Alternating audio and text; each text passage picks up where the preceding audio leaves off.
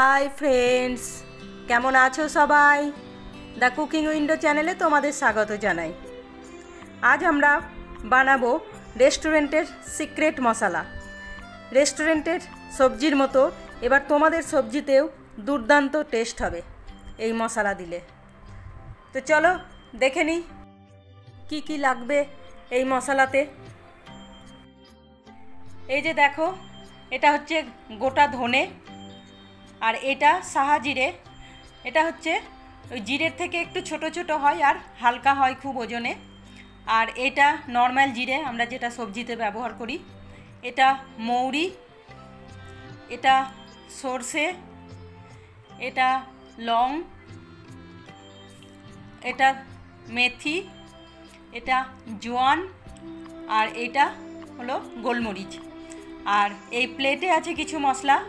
এটা হচ্ছে তেজপাতা, দারচিনি, দুটো বড় এলাচ, আর 10-12টা মতো ছোটো এলাচ, আর 4-5টা শুকনো লঙ্কা।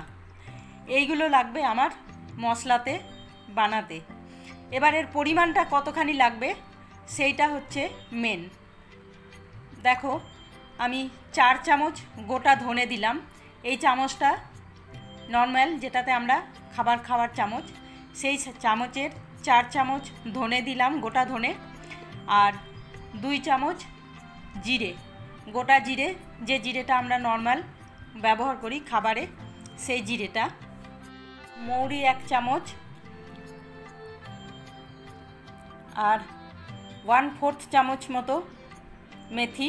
মেথি দানাটা কিন্তু বেশি হলে মশলার টেস্টটা একদম বিগড়ে যাবে, তাই মেথিটা অল্প।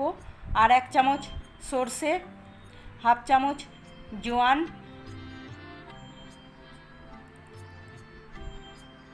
1 চামচ সাহা জিরে, 1/2 চামচ গোলমরিচ, 1/2 চামচ লং। লংয়ের এই ফুলগুলো যেন থাকে, তাহলে তার খুশবুটা কিন্তু খুব সুন্দর হয়। 2টো বড় এলাচ,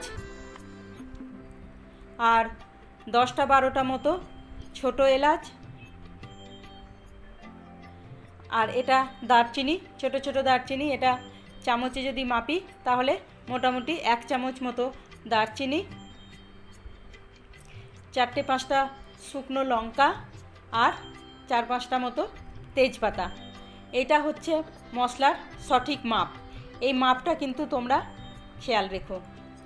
এবার আমি একটা গ্যাস ধরিয়ে নেব, নিয়ে গ্যাসে একটা প্যান বসিয়ে দিব, দিয়ে এই মশলাগুলো সব আমি হালকা আঁচে অল্প গরম করে নেব।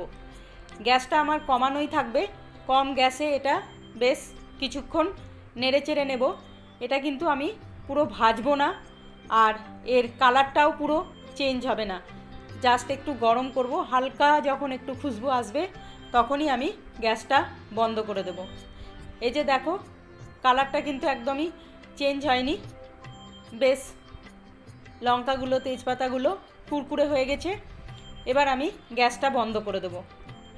আর গ্যাসটা বন্ধ করে দিয়ে আমি এইগুলোকে এই গরম গ্যাসের মধ্যেই রেখে দেব।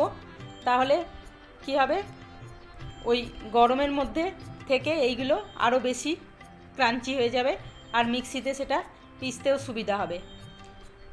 আর এখন এতে এই গরমেই আমি 1 চামচ কসুরি মেথি দিয়ে দিলাম। এই গরমে থাকলেই এই কসুরি মেথিটাও বেশ কুরকুরে হয়ে যাবে। তারপর এটাকে আমি ঠান্ডা হতে দেব। এই যে দেখো, ঠান্ডা হয়ে গেছে। ঠান্ডা হয়ে গেলে দেখো লঙ্কাগুলো এগুলো কেমন কুরকুরে হয়ে গেছে, তাহলে এটা আমার মিক্সিতে পিষতে সুবিধা হবে।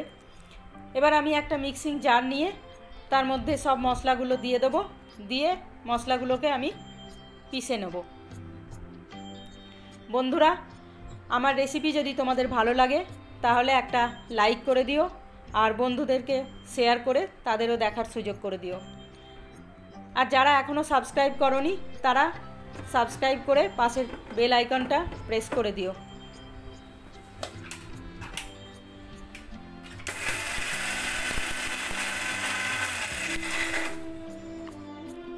এই যে দেখো, পেশা হয়ে গেছে। এবার এতে আমি আরও কিছু মশলা অ্যাড করব।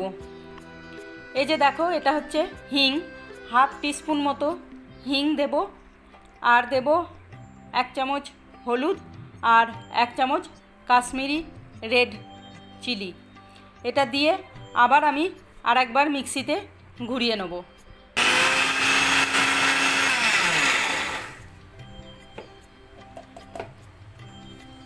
এই যে দেখো, এবার মশলাটা কেমন সুন্দর পুরো গুঁড়ো হয়ে গেছে, কেমন সুন্দর হয়েছে মশলাটা, তাই না? এই মশলাটা এবার 1 চামচ তুমি যে কোনো সবজিতে দিয়ে দিলে সেই সবজির টেস্ট হবে অসাধারণ। এটা এবার একটা এয়ারটাইট কন্টেনারে রেখে দিয়ে তুমি 3 মাস 6 মাস পর্যন্ত ইউজ করতে পারো, খুব ভালো থাকবে। রেসিপিটা পছন্দ হলে একটা লাইক করে দিও। আজ তাহলে আসি, কাল আবার দেখা হবে নতুন কোনো রেসিপি নিয়ে।